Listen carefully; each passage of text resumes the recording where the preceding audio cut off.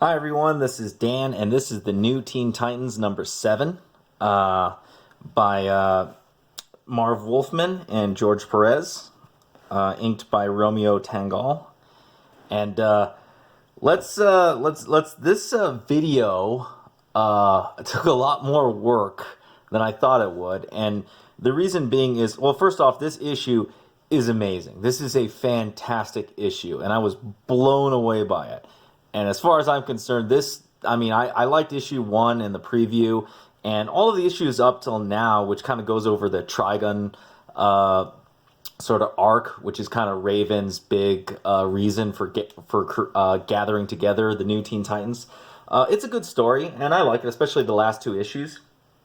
But this issue, which is just a standalone issue, just a classic 1980s style storytelling, it's phenomenal. Holy cow, this thing blows my mind away.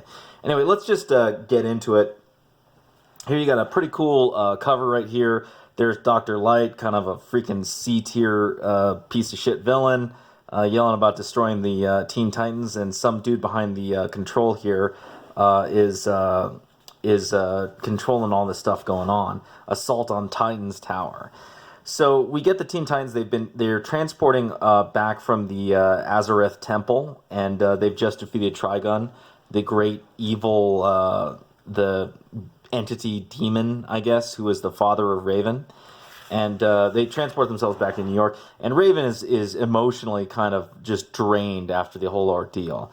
And a lot of them are, and she's sort of, struggling because she doesn't know what to do now. She's defeated her father, but she lost her mother, and now she doesn't know where to go. And she technically, kind of spoiler alert, she tricked the Teen Titans into helping her in a way, manipulated them in order to get them on her side so that she could defeat her father.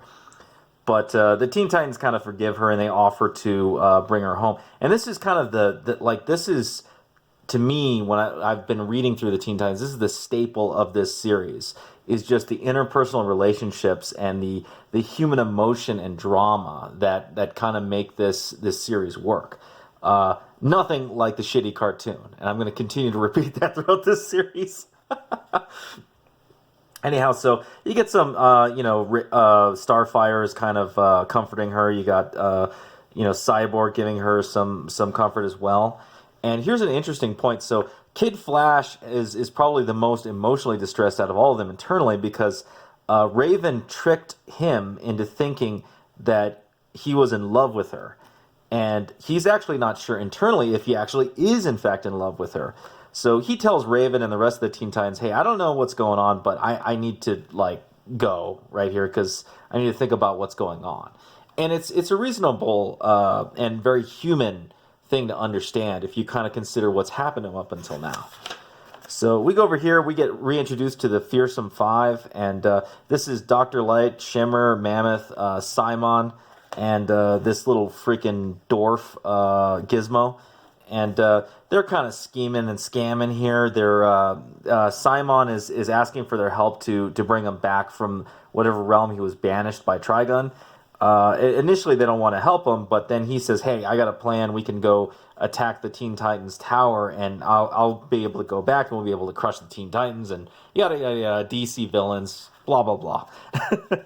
Not exactly interesting villains, but, it's good enough to get the action going, and it turns out to lead into a much more interesting story later on. So they break into the tower, and when the Teen Titans arrive, they see the wreckage of them breaking in. Raven goes to reconnaissance, and she gets knocked out by Dr. Light. And her soul form goes out to warn them. And you got a funny scene here where just sort of inner character development. Cyborg is ready to just jump and go after him. Wonder Girl pulls him back, and then Robin's like, hey, watch out, dude. So Starfire breaks him in, and they go in and assault Team Titan, or the Titan Tower, to go find these bad guys, and you get this really cool image right here. So this is really cool, and I appreciate, I'm guessing, George Perez and the imagination of George Perez and Marv Wolfman for doing this, but I have to ask the question, DC, why does it have to be a T? It's just so weird. Like, come on, you don't actually need to make the building the shape of a T. Like, I never understood why they did that, but a regular building would be good enough. Anyhow, so you get a great one right here. Cyborg hooks himself up, and he's able to kind of figure out that whoever is attacking them is in control of all the towers, and they're going to have to kind of chase him down and figure out where they are. And they know they're walking into a trap. By the way, this is the panel I decided to draw. I'll talk about it later. Yeah, I'll talk about it later. Anyhow, they go to. So here's a pretty interesting scene. They're at the room where they have an interdimensional transmitter that can bring Simon in, and here you see Dr. Light interrogating a person behind the chair, and at this time they're able to get that person to cooperate with them and enable them to set up a trap for the Teen Titans. So here Gizmo traps both Raven and or gets the jump on both Raven and Cyborg, and Cyborg almost kills him or almost dies. Until Raven is able to sort of use her empathic powers to sort of save him. And you get great, this is another like freaking Marv Wolfman special, great interpersonal development right here in that originally, Cyborg did not like Raven and continues to call her a witch all the time. Still calls her a witch, but now they've kind of developed into people that trust each other and are willing to fight for each other. Here you have Shimmer taking on Robin. And she disintegrates the. She's able to control like molecules and stuff and get them to vaporize. She's able to destroy the stairs that Robin's on, but she gets jumped by Changeling, who proceeds to jackass kick her off the stairs. And then you get a showdown between Mammoth, Starfire, and Wonder Girl. And this is great, by the way. You don't see this in modern comics because women aren't allowed to get hit anymore. But Wonder Girl and Starfire attack him, but it doesn't do anything because he's literally almost unmovable. And he proceeds to just totally bitch slap Wonder Girl right through the freaking building. And Starfire attempts to attack her, and he freaking double sandwiches her. I was like, holy shit, dude. Yeah, you don't see this in modern comics anymore. You're not allowed to hit the girls, so it's kind of crazy right here. Great sort of drama development right here, because you kind of like think, oh, Wonder Girl and Starfire got her 2-on-1, but nah, man, he freaking handles the two girls. Here, Gizmo gets the jump on Robin and Changeling. Robin gets caught with this wire and gets sent into the pool. Starfire goes in to save him, and then you get a great moment of how much Starfire cares for Dick, in that she begs Raven to save him. It's a really great scene, kind of emotional. They all get mind attacked because Simon has been brought back from the other dimension. And here you get a great moment because they find out that the person that has been helping them this whole time is against his will is Cyborg's dad. And what's really interesting is they have this sort of Mexican standoff where Cyborg's dad is a hostage. And all five of them have like their own unique. I love this, by the way, because you have these are the characters, right?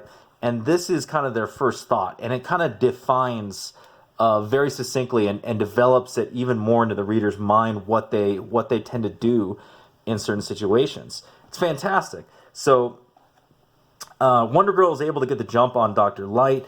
Robin then takes advantage of the situation to kind of command the Teen Titans into the appropriate strategy.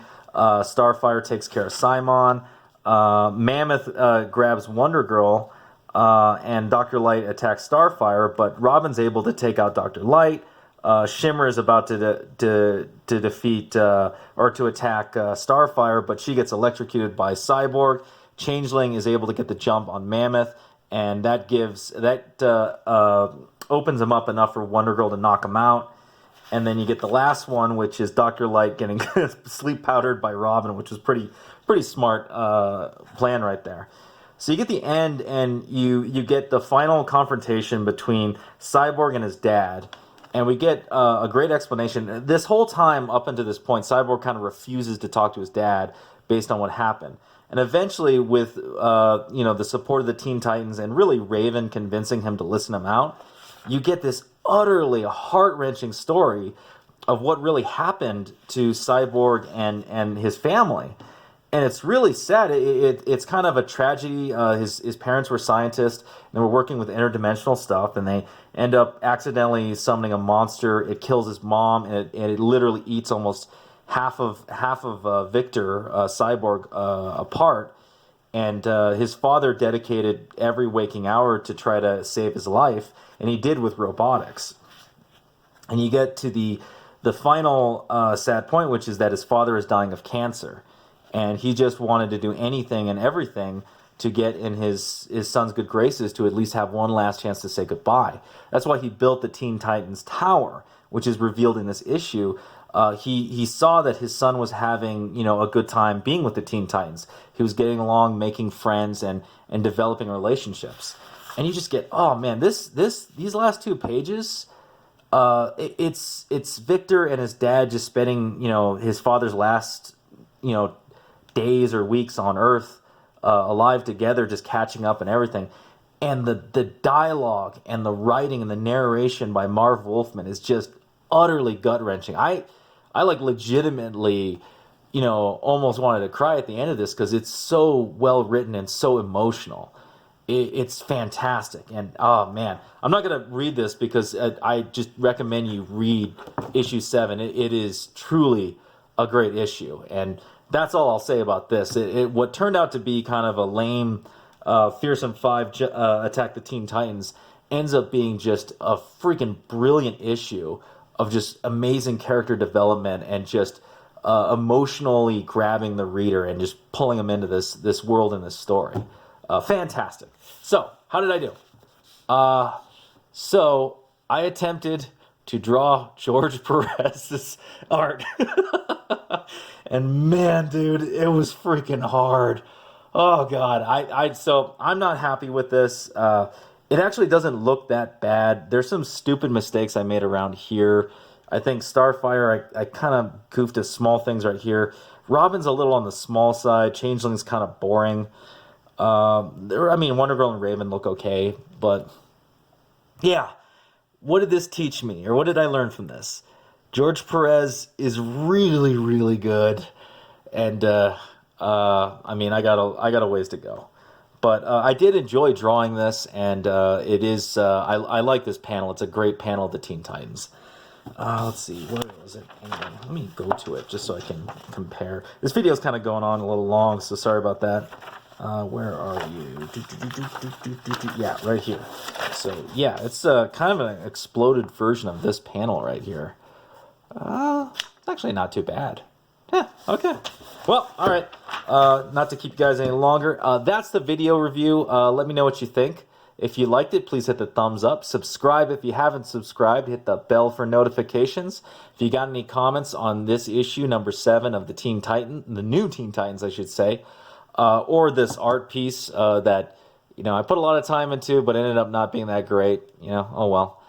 Leave them down below, and I will see you next time.